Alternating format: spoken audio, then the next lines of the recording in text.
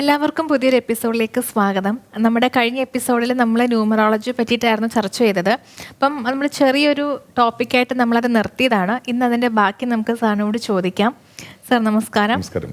നമ്മൾ കഴിഞ്ഞ എപ്പിസോഡിൽ നമ്മൾ ഒരു വ്യക്തിയുടെ ഒരു പേരും ബിസിനസ് സ്ഥാപനങ്ങളുടെ പേരുമാണ് നമ്മൾ ചർച്ച ചെയ്തത്. അപ്പം ഇന്ന് ഞാൻ ചോദിക്കുന്നത്, നമ്മൾ ഈ പേര് മാറ്റുന്നത് കൂടുതൽ ഈ കാണുന്നത് സിനിമകളിലാണ് അല്ലെ? നടന്മാരുടെയും നടിമാരുടെയൊക്കെ പേരുകൾ ഒറിജിനൽ നെയിം ആയിരിക്കത്തില്ല, അവരുടെ വർക്ക് ചെയ്യുമ്പോഴുള്ള പേര്, ഇൻഡസ്ട്രിയിലുള്ള പേര്. അത് ന്യൂമറോളജി പരമായിട്ട് മാറ്റുന്നതാണോ? എന്താണ് അതിൻ്റെ പുറകിലുള്ള സംഭവം? സിനിമ ഫീൽഡിലുള്ള ഒരു പേര് മാറ്റുന്നു എന്നുള്ളത് അവർ മാത്രമല്ല പേര് മാറ്റുന്നത്. ഒരുപാട് ആൾക്കാർ പേര് മാറ്റുന്നുണ്ട്, അതിൻ്റെ ബെനിഫിറ്റ്സ് അവർക്ക് കിട്ടുന്നുണ്ട്. പക്ഷെ സിനിമയിലുള്ളവർ നമ്മൾ അറിയപ്പെടുന്നത് മാത്രമേ ഉള്ളൂ. സിനിമയിലുള്ളവരെയോ രാഷ്ട്രീയത്തിലുള്ളവരെയോ ഒക്കെ നമ്മൾ അവരുടെ ഫെമിലിയർ ഫിഗേഴ്സ് ആയതുകൊണ്ട് അവരുടെ പേരിൽ എന്തെങ്കിലും ചെറിയൊരു മാറ്റങ്ങൾ വരുത്തുന്നുണ്ടെങ്കിൽ നമ്മളത് അറിയുന്നു. അതല്ലാതെ ഒരുപാട് ആൾക്കാർ ഫിലിമാണ്. പക്ഷേ സിനി ഫീൽഡിൽ പേര് മാറ്റണം എന്നുള്ളൊരു നിർദ്ദേശവും കൂടെ കൊടുത്തിട്ടാണ് മാറ്റുന്നത്. ഇപ്പം നമുക്കൊക്കെ അനുഭവ രീതിയിലാണ്, നമ്മുടെ സാധാരണ വ്യക്തികളുടെ അനുഭവ രീതിയിലാണ് നമുക്ക് കുറച്ച് കാലം കഴിഞ്ഞ് ഇങ്ങനെയൊക്കെ ഒരു പ്രശ്നം, ഏതെങ്കിലും വ്ളോഗോ കാര്യങ്ങളോ ഒക്കെ കണ്ട് നമുക്ക് മനസ്സിലാവുന്നു. സിനി ഫീൽഡിൽ കമ്പൾസറി അവിടെ അഡ്വൈസ് ചെയ്യുന്നു. കാരണം ന്യൂമറോളജി തമിഴ് ഫീൽഡിൽ ഒത്തിരി ഉണ്ടായിരുന്നു. നമ്മൾ കണ്ടിട്ടില്ല ഇവർക്കൊക്കെ ഇതെങ്ങനെ ഇതൊക്കെ സാധിക്കുകയെന്ന് വെച്ചാൽ അവർക്ക് നമ്മൾ അല്ലെങ്കിൽ ചിലപ്പോൾ അവരുടെ അഭിനയമായിട്ട് ഇതൊക്കെ പൊരുത്തപ്പെട്ട് പോകാനും പറ്റത്തില്ല. പക്ഷേ ഫിലിമിൽ അവർ ഉടനീളം ഒരു വശ്യം സംഭവിച്ചുകൊണ്ടിരിക്കും നമുക്ക്. അപ്പോൾ ഇത് ന്യൂമറോളജിയിലൂടെ ഫിലിം ഫീൽഡിൽ കാണിക്കേണ്ട വേറൊരു കാര്യം എന്ന് വെച്ചാൽ, ഒരു ഫിലിം എടുക്കുന്ന ഒരു ഡയറക്ടർ അല്ലെങ്കിൽ പ്രൊഡ്യൂസർ തീർച്ചയായും ആ ഫിലിമിൻ്റെ പേര് വയ്ക്കുമ്പോൾ ഒരു ന്യൂമറോളജിക്കൽ കൺസൾട്ടിങ് കൂടെ വേണം. കാരണം ഇപ്പോൾ കൂടുതലും മലയാള പേരല്ലേ, ഇപ്പോൾ കൂടുതൽ ഇംഗ്ലീഷ് പേരൊക്കെ കൂടുതൽ വരുന്നത്, സ്പെല്ലിങ് ഇംഗ്ലീഷ് ടൈറ്റിൽ നമുക്ക് വന്നു തുടങ്ങി. അപ്പോൾ തീർച്ചയായിട്ടും സിനി ഇൻഡസ്ട്രിയിലുള്ളവർ അവരുടെ പേര് പരിശോധിക്കുന്നതോടൊപ്പം അവർ തിരഞ്ഞെടുക്കുന്ന ഹീറോസ്, ഫസ്റ്റ് ഓഫ് ഓൾ ഈ producer director hero combination clear ചെയ്യണം. കാരണം പല കോടി രൂപ നഷ്ടങ്ങൾ ഈ മിസ് കോമ്പിനേഷനിൽ സംഭവിക്കുന്നുണ്ട്. നമ്മളിത് പുറത്തറിയുന്നില്ല. സിനി ഫീൽഡിനകത്തുള്ള ദുഃഖകരമായ ഒരുപാട് സംഭവങ്ങളുണ്ട്. നമ്മളെ സന്തോഷിപ്പിച്ചുകൊണ്ടിരിക്കുന്നത് മാത്രമേ നമ്മൾ കാണുന്നുള്ളൂ.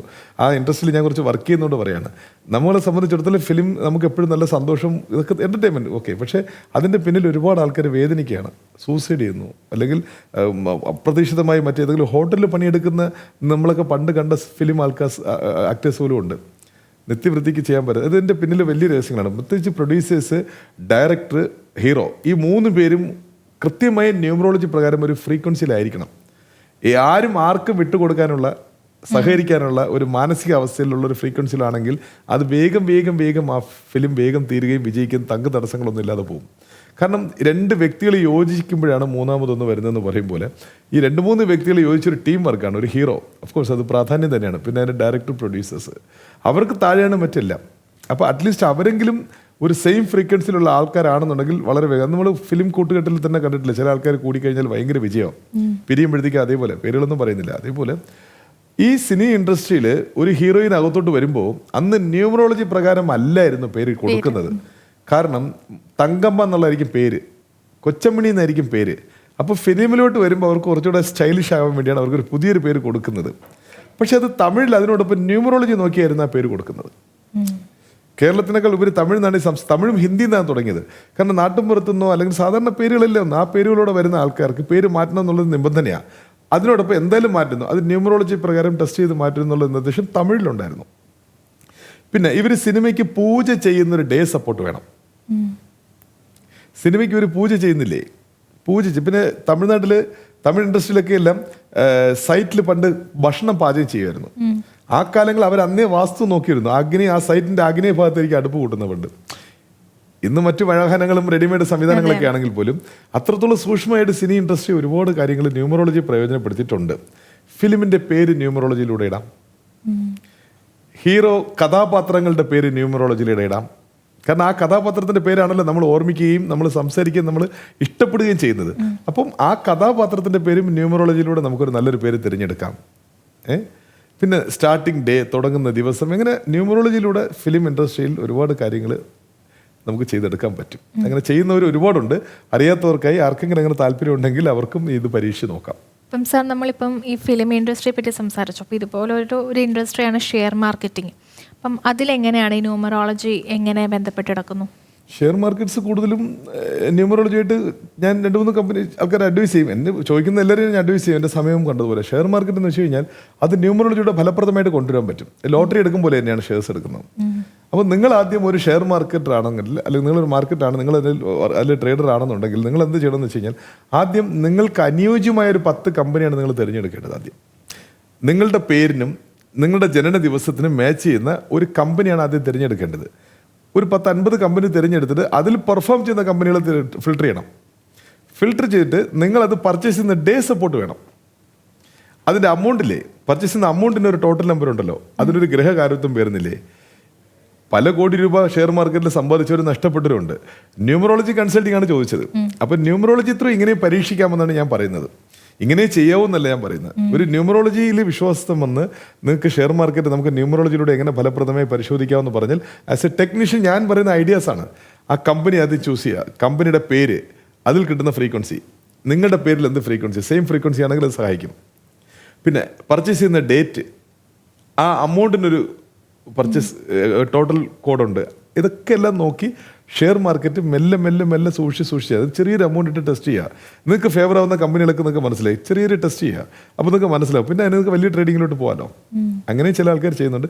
ഷെയർ മാർക്കറ്റും ന്യൂമറോളജിയിലൂടെ തീർച്ചയായിട്ടും നിങ്ങൾക്ക് ഡെവലപ്പ് ചെയ്യാൻ പറ്റുന്നൊരു സംവിധാനം തന്നെയാണ്. ഇപ്പോൾ സാർ നമ്മൾ ഒരു ബിസിനസ് സ്ഥാപനം തുടങ്ങുകയാണ്. അപ്പം അതിന് നമ്മളൊരു പേര് വെച്ചിട്ട് തുടങ്ങുന്നുണ്ട്. അപ്പോൾ ആ കമ്പനി കൊടുക്കുന്ന പ്രൊഡക്റ്റുകളുണ്ട്. ഓരോ ചിലപ്പോൾ കമ്പനിയുടെ പേര് വേറെ ആയിരിക്കാം, പ്രൊഡക്റ്റിൻ്റെ നെയിം വേറെ ആയിരിക്കാം. അത് ന്യൂമറോളജി പരമായിട്ട് എങ്ങനെ കിടക്കുന്നു? ശരിക്കും പറഞ്ഞാൽ ഈ കമ്പനിയുടെ കാര്യങ്ങൾ പറയുമ്പോൾ ഒരു കമ്പനിക്ക് ഒരു പേരുണ്ടാവും, അതിൻ്റെ ഉൽപ്പന്നത്തിന് മറ്റൊരു ട്രേഡ് നെയിം ഉണ്ടാവും. ഇപ്പോൾ എനിക്ക് വേണം, ഞാൻ പല വ്ളോഗിലും പലരും എന്നോട് പറയണം, സാറേ കുറച്ച് ഭാഗ്യകരമായ നമ്പേഴ്സൊക്കെ പറയൂ എന്നൊക്കെ എന്നോട് ഞാൻ ഒരിക്കലും എൻ്റെ വ്ളോഗ് ശ്രദ്ധിക്കും. ഞാൻ ഒരിക്കലും ആ നമ്പറിൽ വെക്കൂ, ഈ നമ്പറിൽ അങ്ങനെയൊന്നും ഞാൻ പറയാത്ത കാര്യം എന്ന് വെച്ച് കഴിഞ്ഞാൽ അത് എല്ലാവർക്കും മാച്ചാവത്തില്ല. ഞാൻ ഓരോരുത്തർക്കും മാച്ചാവുന്ന പല നമ്പേഴ്സും ഉണ്ട്. അതിൽ കോമൺ ആയിട്ട് ഭാഗ്യകരമായ മറ്റു പല നമ്പേഴ്സും ഉണ്ട്. അപ്പോൾ ഇതെങ്ങനെയാണെന്ന് വെച്ച് കഴിഞ്ഞാൽ നിങ്ങളൊരു കമ്പനി, ഒരു വില്യം ട്രേഡിംഗ് കോർപ്പറേഷൻ എന്നുള്ള കമ്പനി, അതിൻ്റെ പ്രോഡക്റ്റ് നെയിം എന്നുള്ളത് പുതിയ പ്രോഡക്റ്റ് എടുക്കുമ്പോൾ പുതിയ പേര് കൊടുക്കുന്നില്ലേ, ആ പേരിൽ ഒരു ന്യൂമറോളജി വാല്യുവേഷൻ വെച്ച് നിങ്ങൾ കൊടുക്കുമ്പോൾ കുറച്ചുകൂടെ നല്ലത്. എന്തായാലും നിങ്ങളൊരു പേര് കൊടുക്കുന്നു, ബ്രാൻഡ് നെയിമോ പ്രോഡക്റ്റ് നെയിമോ വേറെ, അപ്പോൾ അതിന് നിങ്ങൾ ഒന്നുകൂടെ ന്യൂമറോളജി പ്രകാരം, കാരണം എന്ത് പ്രോഡക്റ്റ് ആണോ അതിന് അനുയോജ്യമായൊരു ഭാഗ്യ നമ്പറുണ്ട്. മനസ്സിലല്ലേ? അതുകൊണ്ടാണ് ഞാൻ ചിലരിപ്പം എനിക്ക് വേണമെങ്കിൽ ഇഞ്ചോടി വായിച്ച് നോക്കുമ്പോൾ നിങ്ങൾ 64 വയ്ക്കൂ, 53 വയ്ക്കൂ, 27 വയ്ക്കൂ, 23 വയ്ക്കൂ എന്നൊക്കെ പറഞ്ഞ് ചുമ്മാ പറയാം. അതിൽ കാര്യമില്ല. ആരാണോ അത് അന്വേഷിച്ച് വരുന്നത് അയാളുടെ ഭാഗ്യകരമായ ചില നമ്പേഴ്സും കൂടെ പ്രയോജനപ്പെടുത്തിയായിരിക്കണം അയാൾക്ക് ഞാൻ അഡ്വൈസ് ചെയ്യുന്ന പുതിയ ഫ്രീക്വൻസി നെയിം അല്ലെങ്കിൽ ഫ്രീക്വൻസി നമ്പർ. അപ്പോൾ പ്രോഡക്ട്സ് നിങ്ങൾ ചെയ്യുമ്പോഴത്തേക്കും ഒരു 10 പ്രോഡക്ട്സ് നിങ്ങൾ വിൽക്കുന്നെങ്കിൽ ബ്രാൻഡ് നെയിം ഒന്നായിരിക്കാം, പക്ഷേ പ്രോഡക്റ്റ് നെയിം വേറെ ആയിരിക്കാം. അപ്പം അതെല്ലാം നിങ്ങൾ ന്യൂമറോളജി പ്രകാരം സെറ്റ് ചെയ്തേക്കുമ്പോൾ കുറച്ചുകൂടെ നിങ്ങൾക്ക് ഭാഗ്യകരമായ ഒരു അന്തരീക്ഷം സൃഷ്ടിക്കും. ഇതിപ്പോൾ ഇൻഡസ്ട്രിയിലാണെങ്കിൽ പോലും പല ദിവസങ്ങൾ ഇവർക്ക് ഒരു പ്രോഡക്റ്റ് ചില നാട്ടിലോട്ട് ചില പ്രോഡക്റ്റുകൾ അയക്കുന്നത്, ചില നാട്ടിൽ മാത്രം ചില കമ്പനി ചില പ്രോഡക്റ്റ് അയക്കും. അപ്പോൾ ആ നാട്ടിലുള്ള ഭൂരിപക്ഷ വിശ്വാസം എന്താണെന്നുള്ളതൊക്കെ എല്ലാം ബിസിനസ് രീതിയിലാണ് നമ്മൾ ചെയ്യുന്നത്. പക്ഷേ നമ്മൾ അയക്കുന്ന ഡേ സപ്പോർട്ട് നമ്മൾ നോക്കണം. നമ്മൾ ആ പ്രോഡക്റ്റ് അവിടെ അയക്കുന്ന ഡേ, ആ ബിസിനസ് സ്റ്റാർട്ട് ചെയ്യുമ്പോൾ ഉണ്ടാകുന്ന ഡേ, ഇതെല്ലാം ഡേ സപ്പോർട്ടാണ്. അപ്പോൾ വേറൊരു രാജ്യത്തിൻ്റെ കരാർ നമ്മൾ ഇടാൻ പോകാന്നുണ്ടെങ്കിൽ അന്നത്തെ ദിവസം ന്യൂമറോളജി പ്രകാരം ഇദ്ദേഹത്തിന് ഡേ സപ്പോർട്ട് ഉണ്ടോ എന്നുള്ളത് വളരെ കൃത്യമായി ശ്രദ്ധിക്കുക. ചിലപ്പോൾ ഭാഗ്യകരമായി നിങ്ങൾക്ക് തുടങ്ങുന്നുണ്ടായിരിക്കാം, പക്ഷേ അത് അതിൻ്റെ കൺക്ലൂഷൻ വളരെ നിർഭാഗ്യം തരുമായിരിക്കും. അപ്പോൾ ഡേ സപ്പോർട്ട് നമ്മൾ എങ്ങനെ എടുക്കേണ്ടതെന്ന് വെച്ച് കഴിഞ്ഞാൽ, ഇന്ന് ഭാഗ്യകരമായി നിങ്ങൾക്ക് 5 ഭാഗ്യമെന്ന് വയ്ക്കുക. ഇന്ന് നിങ്ങൾക്ക് 5 ഭാഗ്യകരമായ ദിവസമാണെന്നുണ്ടെങ്കിൽ പോലും ദിവസം, മാസം, വർഷം കൂട്ടുമ്പോഴത്തേക്കും അത് ചിലപ്പോൾ 8 ആയിരിക്കും. 8 നിങ്ങൾക്ക് ദുർവിധി തരുന്നതായിരിക്കും. അപ്പോൾ അതെങ്ങനെ നിങ്ങൾ സെലക്ട് ചെയ്യുക? ഉച്ചവരെ ഒരു ഭാഗ്യം പോലെയൊക്കെ തോന്നും, അതിൻ്റെ ആഫ്റ്റർ നിങ്ങൾക്ക് ഒരു നിർഭാഗ്യം തീർച്ചയായിട്ടും നിങ്ങൾ അനുഭവിക്കും. ഇനി അങ്ങനെ മറിച്ച് 26-ാം തീയതിയാണെന്ന് നിങ്ങൾക്ക് ഒരിക്കലും ചേരില്ല, പക്ഷേ ദിവസം, മാസം, വർഷം കൂട്ടുമ്പോഴത്തേക്കും അതൊരു 14 ആണെന്ന് വയ്ക്കാം. 14 വരത്തില്ല, വളരെ ചുരുങ്ങിപ്പോയി, ഒരു 32 അതല്ലെങ്കിൽ നിങ്ങൾക്ക് ഭാഗ്യകരമായ മറ്റൊരു നമ്പറായിരിക്കാം. പക്ഷേ ഡേ സ്റ്റാർട്ട് ചെയ്യുന്നത് ദുഃഖകരമായിട്ടും പിന്നെ അത് കഴിഞ്ഞ് അതിൻ്റെ വൈകുന്നേരം അതിൻ്റെ ആടി അലഞ്ഞ് നിങ്ങൾ നല്ല റിസൾട്ടും കൊണ്ടുവരും. അപ്പോൾ ഇങ്ങനെ പിന്നെ 2 കോമൺ നമ്പർ ആയിരിക്കാം, 2 ഭാഗ്യകരമായ നമ്പർ ആയിരിക്കാം, 1 ഭാഗ്യം 1 നിർഭാഗ്യം. അപ്പോൾ ഇത് എല്ലാത്തിനും ഡേ സപ്പോർട്ട് നോക്കാം. നിങ്ങളുടെ ജനന ദിവസം അറിയാത്ത ആൾക്കാർ പോലും ഉണ്ടെങ്കിൽ പോലും അറ്റ്ലീസ്റ്റ് അതൊരു ടെക്നീഷ്യനുമായിട്ട് നിങ്ങൾ സംസാരിക്കുമ്പോൾ അദ്ദേഹത്തിൻ്റെ ഭാഗത്ത് നല്ലൊരു ഗൈഡിങ് കിട്ടും. പിന്നെ അതേപോലെ തന്നെ ന്യൂമറോളജി പ്രകാരം ഇന്നലെ ഞാൻ സംസാരിച്ചൊരു സബ്ജക്റ്റാണ്. എൻ്റെ ഒരു സുഹൃത്ത് വിദേശത്ത് നിന്ന് വിളിക്കുന്നു. എൻ്റെ സുഹൃത്തിന് വെച്ചാൽ ഇതിലൂടെ വന്നൊരു ക്ലയൻറ്റ് അങ്ങനെ സുഹൃത്തേതാണ്. അപ്പോൾ പുള്ളി എപ്പോഴും ഒരു ഏഞ്ചൽ നമ്പർ കാണുമായിരുന്നു. ഓഫ്കോഴ്സ് ഞാൻ ഏഞ്ചൽ നമ്പർ കാണുന്ന ഒരാളാണ്, എല്ലാവരും ഏഞ്ചൽ നമ്പർ കാണും. അപ്രതീക്ഷിതമായി നമ്മൾ ഏതെങ്കിലും ഒരു നമ്പർ തുടരെ കണ്ടുകൊണ്ടിരിക്കും. ചിലപ്പോൾ 11 ആയിരിക്കാം, അല്ലെങ്കിൽ 666 ആയിരിക്കാം, അല്ലെങ്കിൽ 3333 ആയിരിക്കാം. ഇപ്പോൾ ഇന്നലെ പുള്ളി കണ്ടതെന്ന് വെച്ച് കഴിഞ്ഞാൽ ഒരു പറയാമോന്ന് എനിക്ക് അറിയത്തില്ല, പുള്ളിയും ഇതേപോലെ നമ്പർ കാണുന്നുണ്ട്. അപ്പോൾ എന്നോട് ഇങ്ങനെ 1111 കാണുന്നത് അതൊരു ഏഞ്ചൽ നമ്പർ, അത് നല്ലതാണ്. അത് നമ്മൾ കേൾക്കുന്നുണ്ട്. അത് കാണുമ്പോൾ നമ്മൾ വിഷ് ചെയ്യണം, അങ്ങനെയൊക്കെയുള്ള ഒരു ഇതുണ്ട്. ഒക്കെ കൂടെ കുറച്ചേറെ ഡെവലപ്പ് ചെയ്ത് ഒരു നമ്പർ കാണുക എന്ന് വെച്ച് കഴിഞ്ഞാൽ 1-2 പ്രാവശ്യം കാണുന്നതിൽ കാര്യമില്ല. സ്ഥിരമായി നമ്മൾ എവിടെ പോയാലും അതുമായി റിലേറ്റ് ചെയ്യുന്ന അതേ നമ്പേഴ്സ് നമ്മുടെ കണ്ണിലൂടെ വന്നു പഴകിക്കൊണ്ടിരിക്കുക. എന്തെങ്കിലും ഒരു ഇൻസിഡൻറ്റ് നമ്മൾ ഇൻസിഡൻ്റ് ആയിട്ട് കൂട്ടി നോക്കുമ്പോൾ ചിലപ്പോൾ ആ ഡേറ്റ് വരിക, അല്ലെങ്കിൽ ആ നമ്പർ വരിക, ഒരു പർച്ചേസ് ചെയ്യുമ്പോഴത്തേക്കും അങ്ങനെ നമ്പരുമായി അതൊരു മെസ്സേജാണ്. ഇതൊരു സോൾ സപ്പോർട്ട് എന്ന് പറയും. മറ്റൊരു സോൾ സപ്പോർട്ടാണ് ഇതെല്ലാം. അതിന് ഏഞ്ചൽ നമ്പർ നമുക്ക് കോമൺ ആയിട്ട് കുറച്ചുകൂടെ മനോഹരമായിട്ട് പറയാം. ശരിക്കും അതിൻ്റെ ഡീപ്സിലോട്ട് വന്നു കഴിഞ്ഞാൽ സോൾ സപ്പോർട്ട്സ് ആണ് ഇതെല്ലാം, മനസ്സിലല്ലേ? അപ്പോൾ അത് നിങ്ങൾ നോക്കുമ്പോഴത്തേക്കും ആ കാലയളവിൽ നിങ്ങൾക്ക് അത് ഭാഗ്യകരമായി തോന്നുന്നുണ്ട്, നിങ്ങൾ മെയിൻറ്റെയിൻ ചെയ്ത് പോകും. ചിലപ്പോൾ ചിലർക്ക് ചില നമ്പേഴ്സ് കാണുന്നതിന് ശേഷം പിന്നെ അത് ആ കാര്യങ്ങളൊന്നും നടക്കില്ല. അപ്പോൾ അത് ഏഞ്ചൽ ലിസ്റ്റിലോട്ട് കൂട്ടരുത്. അപ്പോൾ അതിന് കുറച്ചുകൂടി ഡീപ്പായിട്ട് പഠിക്കണം. ഏഞ്ചൽ നമ്പേഴ്സ് ഒന്നും നിങ്ങൾക്ക് നിർഭാഗ്യം തരില്ല. നമ്പേഴ്സ് ഡിഫറെൻറ്റ് നമ്പേഴ്സ് ആയിരിക്കും. അത് ഏഞ്ചൽ നമ്പറായിട്ട് വരുമ്പോൾ ഒരിക്കലും നിങ്ങൾക്ക് നിർഭാഗ്യം തരില്ല, നല്ലതേ തരുള്ളൂ. ചില നമ്പേഴ്സ് ചില ആൾക്കാർക്ക് ബുദ്ധിമുട്ടുണ്ടാക്കുന്നു.